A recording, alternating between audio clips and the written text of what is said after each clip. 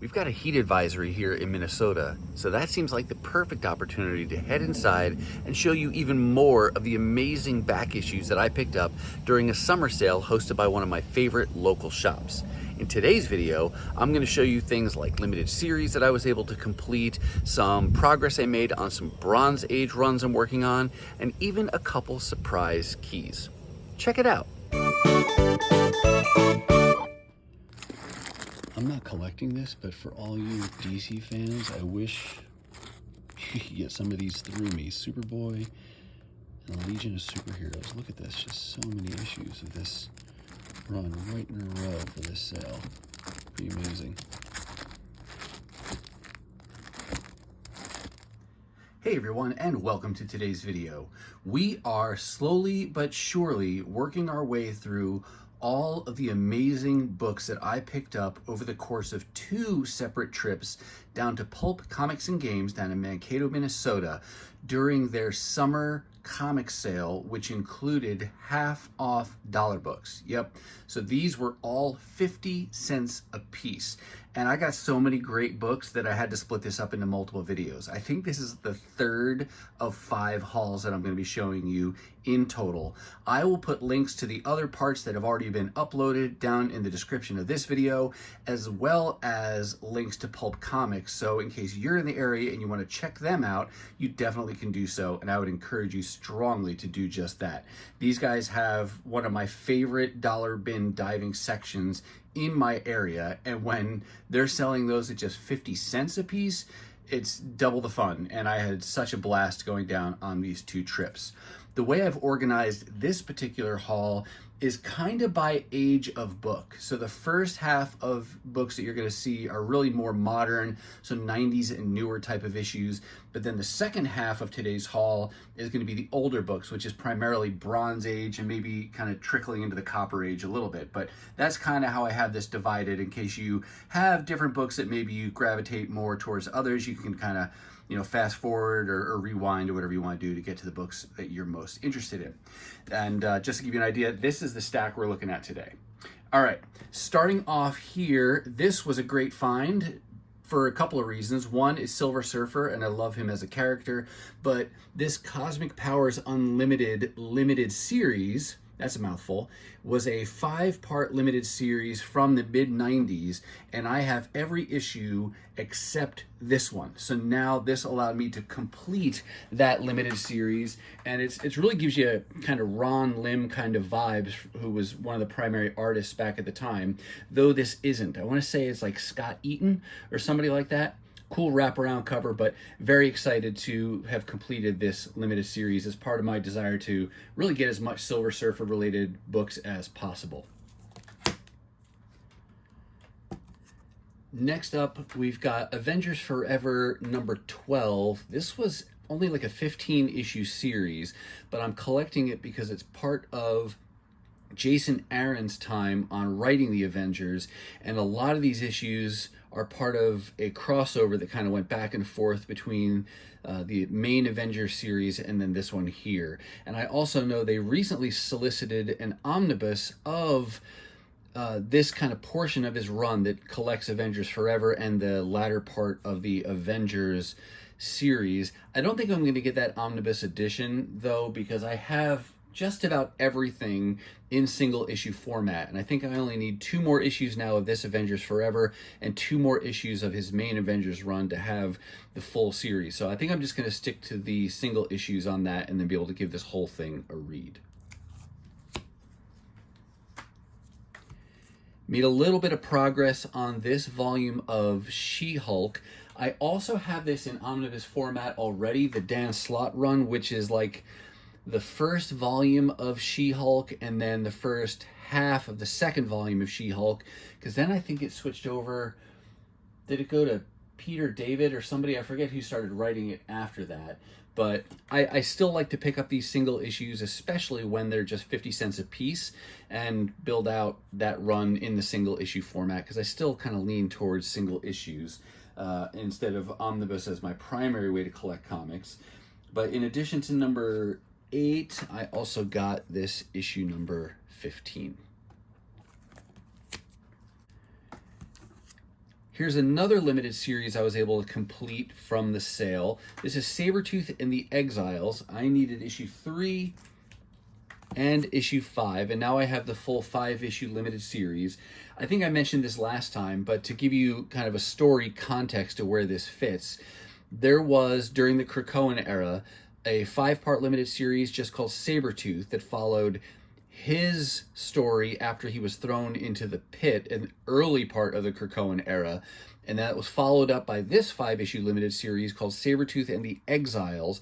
And I think the story from here continues into the Wolverine ongoing that was from Krakoan era, and it's kind of the final story arc from that series, which is like the Sabretooth War or something like that. And I think it involves like a multiversal group of Sabretooths that come after Wolverine. Don't know fully yet because I haven't read it, but now I have the second piece of that puzzle completed in the form of this limited series. And one more limited series I was able to complete as a result of this sale. This is the latest series from the Batman White Knight universe, or the Murphy-verse, because he was doing the writing for those. This is called Generation Joker. I had the bookends, issues 1 and 6, and then I think I found issue 2 next, and I was able to finally complete it with issues 3, 4, and 5. So very happy to complete that.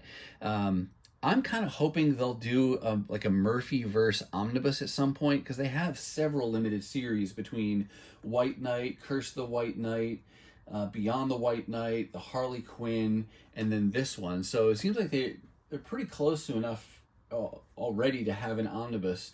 Maybe we'll get that someday, and maybe I would get that if they had that, just because I love the art in these, and to have those in oversized format would be a great addition, and then whatever extras they throw in the back. But at least for now, I can read the entirety of the Murphy-verse because I've got this latest limited series. And I think this is the only one left I still have to read, but happy to have completed that. Here's just one issue from this volume of What If. I've mentioned before, I'm not trying to complete this in its entirety. I was collecting this when it first came out and have the first like 17 or so issues, but now I just grab individual issues if they catch my attention, either for cover or character or creative team. This one is called What If Rogue Possessed the Power of Thor, and so that title caught my attention right away. Love Rogue, love Thor, and so it's a great kind of a mashup what if story. This is also written by Simon Furman of Transformers fame, so that's a pretty cool thing, and it's kind of cool to find a 90s book with a newsstand. So all those reasons where it made it an easy grab for 50 cents. Here was an unexpected pleasant surprise for me to find. This is Cadillacs and Dinosaurs. I got it because the cover art was super cool looking, and I love dinosaur related books, and it's just a very cool style to this. I don't know a ton of what's going on with the story, but I can tell you that this particular copy of #1 is like the Tycho toy variant, which according to mycomicshop.com was a free giveaway at Toys R Us. So maybe when you bought a toy, you got this packaged with it, or maybe it was just a freebie. It was also a reprint of the earlier stories, and at this point they had come up with a Saturday morning cartoon. I never saw that on CBS, but I promise you I was still watching Saturday morning cartoons at this time, and honestly I still would be today if they were around. But that was just a fun unexpected grab. Here's a book I picked up because several of you had said, hey, you should keep an eye out for this series, because I have been working on Walter Simonson's run on Thor, but in general, I like Walter Simonson's art, and this was an example of a DC series that he both wrote and drew. This is Orion, and this is the issue #1. It's the only issue they had, otherwise I would have gotten more, but really happy to get a #1 as the first issue. You can see Walter Simonson's signature there. I know he did some stuff with the New Gods as well, and I don't remember if this is before that, or if this is a follow-on to the New Gods stuff that he did, but just a great Walter Simonson issue to be able to pick up. And when I saw that, I just had to grab that. So now we'll continue to look for the remainder of the issues over time here, but nice when you can start with number 1. Here's one of those kind of unexpected keys that I was able to find. This is Superman Man of Steel number 18. I believe this is the first full appearance of Doomsday, but he's still in this protective suit here. There's a number of keys around Doomsday, like first cameo, second cameo, third cameo. You get his appearance, I think, after this, where he's revealed outside of that costume. So I only keep it straight because I look at Key Collector to help me be reminded what the individual keys are. But this was one I was missing. Happy to find that for just 50 cents. This is a third printing, so it may or may not be more valuable than the first printing. I know there's some weird things that happen to the values with these multiple printings with the Superman books and the Batman books from this time.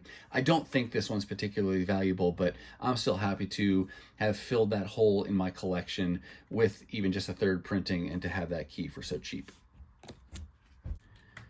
All right, that does it for the newer books. The rest of these are going to be pretty much Bronze Age and maybe a Copper Age book in here. No, I think they're all technically Bronze Age.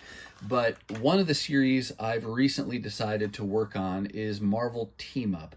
I'm not sure that I'll ever complete this entire run of 150 issues, primarily because there are some keys in here that will be much more expensive, not going to be dollar bin books, and so I probably won't try to fill out the whole run, but I'll get whatever I can from the dollar bins or less. And if they ever do an omnibus collection of these, I might go ahead and get those as well, just to have those stories in a cool oversized hardcover format. But in the meantime, I will work on those issues that I can find for cheap.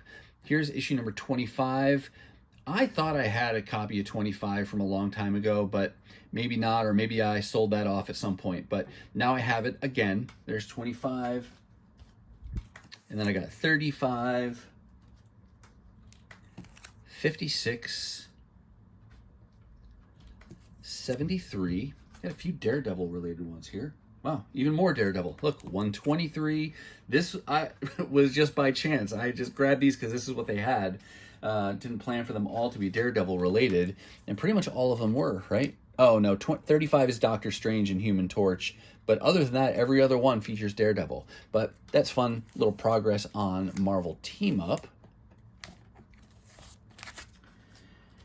And then the other kind of team-up-y type of run that I've decided to collect from this same period is Marvel 2-in-1. And I do think I'd like to get all of these issues if I can. There might be some of those exceptions, particularly the lowest numbers in the volume that I won't find in dollar bins, but you never know, because look, here's number 3 from a dollar bin or a 50-cent sale, and love this cover. And I looked it up, and this is a Gil Kane cover, so that was a great issue to find. And look at that, another Daredevil team up. And then I also got this issue, which is a annual. This is the annual number 6. So for 50 cents, sure, I'll go ahead and grab that.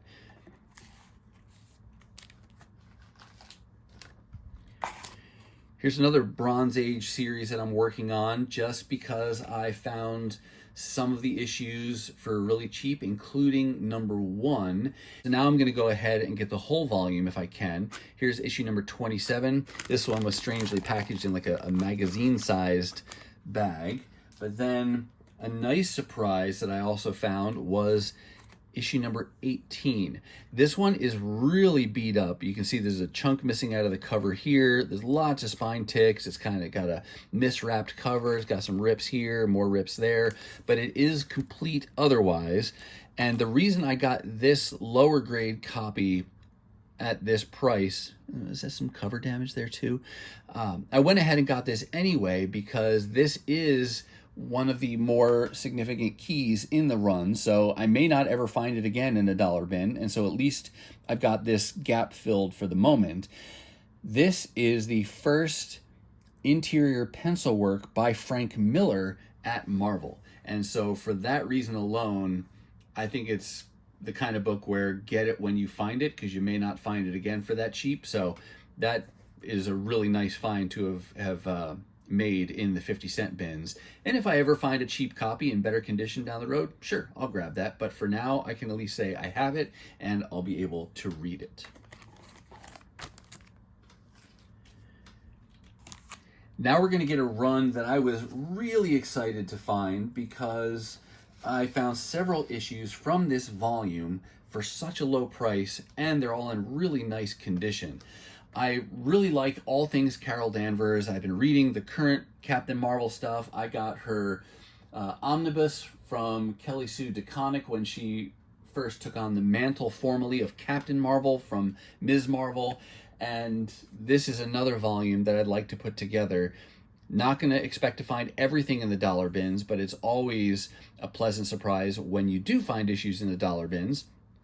Starting here with issue number 2, really nice to get that second issue for just 50 cents. And number 1, who knows? Will I like to get that someday? Sure. We'll see if I decide to get it. This is a series 2 where I might limit myself to only the issues I can find for really cheap, and then if I want to get the whole volume, if they do a reprint of her first omnibus, I'll go ahead and get that. But for now, I'm just psyched when I can find these low number issues for so cheap. In addition to number 2, I found number 3, 4, 5, 6, 7, and 8. That was great, and you can imagine my excitement as I was going through the boxes, and I saw in order starting with number 2, and then it just kept going. So to find 7 issues continuous in the lowest part of this volume that I could hope for, to get those for 50 cents a piece, that's an amazing find. So really, really pumped to add those to my collection.